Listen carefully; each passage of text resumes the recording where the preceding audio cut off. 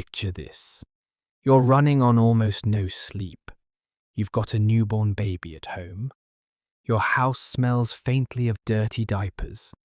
And when you finally drag yourself outside to throw away another bag of trash, your garbage bin is gone, not moved a few feet, not borrowed, gone. And the person responsible is about to learn a very expensive lesson. If you've ever had a neighbor who thought rules were optional, you're going to love today's story. Hit that like button, subscribe, and settle in, because this is one of those rare revenge stories where the bad guy practically punishes themselves. A few years ago, life was already stressful enough. The original poster had a newborn baby at home. Anyone who's ever cared for a newborn knows exactly what that means. Sleep becomes a luxury. Your days blur together. And somehow, despite a baby being so tiny, they generate mountains of laundry, wipes, and dirty diapers. Trash disposal wasn't exactly optional. It was survival. The neighborhood used wheelie bins that residents left out for weekly collection. Simple system. At least it was supposed to be. One day the poster noticed something strange. There was an extra trash bag sitting in their bin, not theirs. At first it seemed harmless. Maybe a neighbor forgot which bin was theirs. Maybe someone made an honest mistake. So they shrugged it off. No big deal. But the next week, another bag appeared. Then another. Then multiple bags. The mystery neighbor had apparently decided that someone else's bin was now public property. The poster would lift the lid and find trash that wasn't theirs. Fast food wrappers, household waste, random garbage. Every week there seemed to be more. And whoever was doing it wasn't asking permission. They weren't apologizing. They weren't even trying to hide it. The entitlement was unbelievable. At first, the poster tried to stay calm. Maybe it would stop. Maybe it was temporary. Maybe confronting the wrong person would create unnecessary drama. So they waited, and waited, and waited. Big mistake. Because the trash thief interpreted patience as weakness. The behavior escalated. Fast. Soon it wasn't just a few bags anymore. The neighbor was filling huge portions of the bin before collection day. The poster started losing valuable space for their own rubbish. Every week became a race. Could they get their own trash inside before the mystery neighbor stuffed the bin full? Then things got even worse. One morning they walked outside and froze. The bin wasn't where it belonged. Not beside the house. Not in its normal spot. Gone. After searching around, they finally found it. At the opposite end of the alley. Someone had physically taken the entire bin. At that point, it wasn't borrowing. It wasn't convenience. It was outright hijacking. And somehow, that became the new normal. Week after week, the bin would disappear. Week after week, they'd find it elsewhere, full of someone else's garbage. The frustration built slowly, like pressure inside a sealed container. Every time they spotted the bin, there was that same feeling. The tightening jaw, the clenched fists, the silent question. Who does this? But life kept moving. And then came the breaking point, the newborn stage. For parents, those first months are chaos. The house was generating endless dirty diapers, bag after bag. And unlike ordinary household trash, diaper waste doesn't politely wait around. The smell doesn't negotiate. One particular week, things hit a wall. The bin had once again been stolen, and relocated. It was sitting in somebody else's backyard, completely inaccessible. Meanwhile, dirty diapers were piling up at home.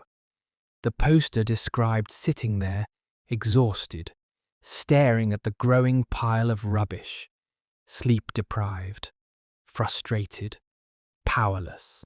Every parent listening right now knows that feeling. When you're already operating on empty and one more problem gets dumped onto your shoulders. The temptation for revenge was definitely there. The nuclear options crossed their mind. Briefly, very briefly. But instead of acting emotionally, they did something smarter. They waited. Collection day was approaching, and for the first time in months, they had a plan. Garbage trucks arrived around 9 a.m. The thief always put the bin out the night before. That detail became important. Very important. The poster woke up before sunrise, 6 in the morning. The neighborhood was quiet. No cars, no conversations, just cold morning air and rows of bins waiting for collection. They walked down the alley, found their stolen bin, and reclaimed it. No drama, no confrontation, no shouting, just action. Then came the masterpiece. One by one, they opened the lid and removed every single trash bag that belonged to the mystery neighbor. Every single one, bag after bag after bag. Months of freeloading represented in black plastic sacks. The poster piled them neatly on the sidewalk where all the bins were collected. Then they rolled their bin home, filled it with their own household rubbish, especially the mountain of diaper waste they'd been unable to dispose of, closed the lid, and went about their day. No vandalism, no destruction, no property damage, nothing illegal, just a simple correction. Their trash back where it belonged, the neighbor's trash back where it originated. The poster had no idea what would happen next. Maybe nothing. Maybe the trash bags would still be collected. Maybe the mystery neighbor would quietly retrieve them. Maybe they'd never even know. But fate had other plans. That afternoon, while walking home, the poster noticed something unusual. The garbage bags were gone, but in their place sat several bright blue bags. Official-looking bags. City-issued bags. The kind that instantly make your stomach drop if they're sitting outside your house. Printed across them were words that made the entire situation even better. Something along the lines of litter investigation evidence. The city hadn't simply collected the bags. They had opened them, inspected them, and apparently found identifying information inside. Letters, bills, something with a name and address, enough to connect the trash to its owner. Suddenly, the mystery neighbor's clever little scheme wasn't looking so clever anymore. Depending on local regulations, illegal dumping fines could range from hundreds to thousands of dollars, potentially up to $2,500. Imagine that realization. One moment you're saving money by refusing to buy a replacement bin. The next you're explaining to local authorities why your garbage was dumped in a public alley. The poster never learned exactly what punishment was issued. Maybe it was a warning. Maybe it was a fine. Maybe it was a very uncomfortable conversation with city officials. But one thing became crystal clear. The message was received. Because from that day forward, silence. No more trash bags. No more disappearing bins. No more hijacking. Not even an empty soda can appeared inside their wheelie bin. The problem vanished overnight. Months of frustration ended in a single morning. And the best part? The poster didn't even have to report them, didn't have to investigate, didn't have to confront anyone. The neighbor walked directly into their own consequences, all because they refused to spend a small amount replacing their bin. Sometimes revenge isn't about causing damage. Sometimes it's simply about stepping aside and allowing people to experience the natural consequences of their own actions.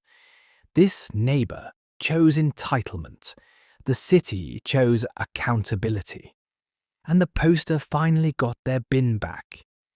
If you enjoyed this story, hit like, subscribe, and let us know in the comments. What's the pettiest act of karma you've ever witnessed?